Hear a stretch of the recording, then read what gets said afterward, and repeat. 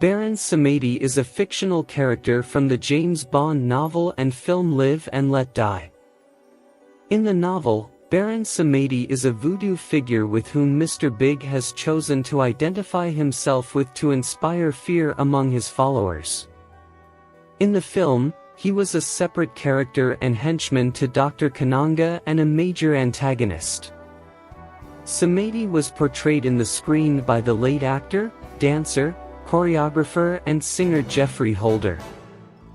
In the novel Live and Let Die, Baron Samedi is described as the voodoo spirit of darkness and death.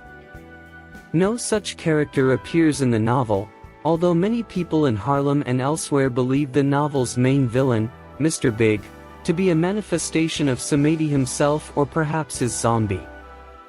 Mr. Big encourages this beneficial belief by keeping a Baron Samedi totem near his desk. Baron Samedi is perhaps the most enigmatic villain/henchman the cinematic Bond has ever faced. The character is an ambiguous one, and the audience cannot tell if he really is the voodoo god Baron Samedi himself, or simply a mortal who has assumed Samedi's identity. Contributing to the mystery is the fact that Samedi seems to operate as an aide to Dr. Kananga aka Mr. Big, but is not entirely under his control. In one scene, for instance, as Kananga interrogates Solitaire, the film's main Bond girl, Samedi engages in an odd ritual of burning Solitaire's tarot cards. The ritual seems to convey a sinister message to Kananga and Solitaire, and although it irritates Kananga, he refuses to put a stop to Samedi's card burning.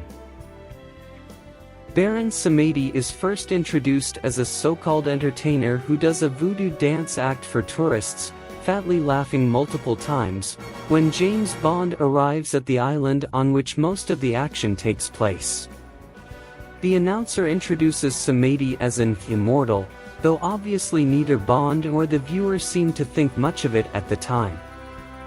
While on the way to Dr. Kananga's heroin fields on San Monique, Bond and Solitaire stumble across a small abbey in the woods.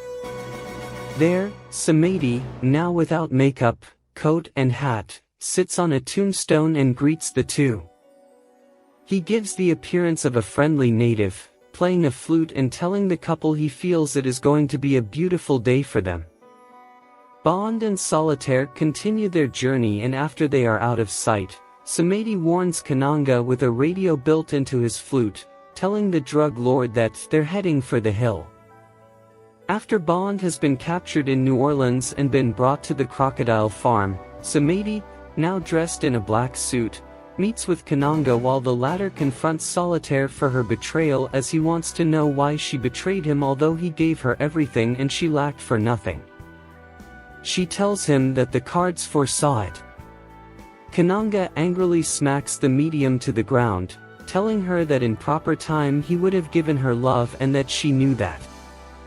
The villain says that there is only one appropriate way to deal with this betrayal, to which Samedi draws the tarot card Death, laughing maniacally. This is then followed by Kananga also declaring there is one proper time to administer it, and on cue, Samedi draws another tarot card, this one the card of midnight. Samedi is encountered again when Kananga orders Solitaire to be executed during a voodoo ceremony, a fate that befell Baines. Though it initially seems that Solitaire is to be killed by the bite of a poisonous snake, the henchman holding the snake backs off in the last moment. A man with a hat then approaches a tombstone nearby and leaves it on the grave. After two women drag on the tombstone with a machete 3 times and ring a bell, Samedi rises from the grave, with the hat on his head. Samedi blinks, indicating a go-ahead for killing Solitaire. At this point Bond reveals himself and shoots Kananga's henchmen, including the one holding the snake, before cutting the ropes holding Solitaire in place. When shooting Samedi in the head simply breaks. After shooting the body multiple times it becomes clear that it wasn't the real Samedi, but just a clay figure. After fighting more henchmen, another motionless Samedi rises from either another grave or the same one as the mannequin. Bond ignores him, deeming him another imposter, but Baron Samedi then opens his eyes widely and starts to laugh.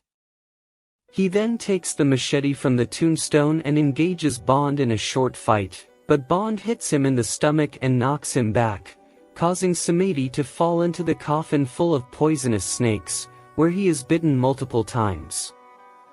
Eventually Samedi falls silent and does not move anymore, and Bond believes him dead. Bond then uses the machete to hit the tombstone 3 times. It is revealed that the tomb in fact is a hidden elevator, which brings Bond and Solitaire down into Kananga's underground headquarters.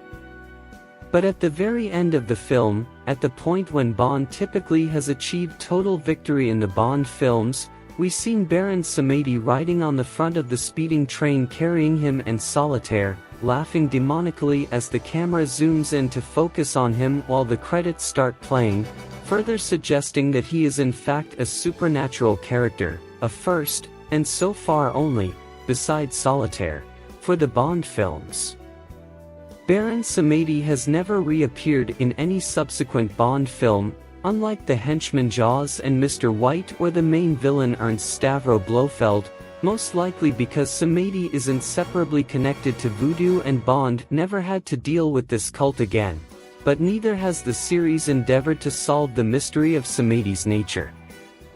Since Samedi's last appearance was more than 3 decades ago, the mystery will likely remain unsolved.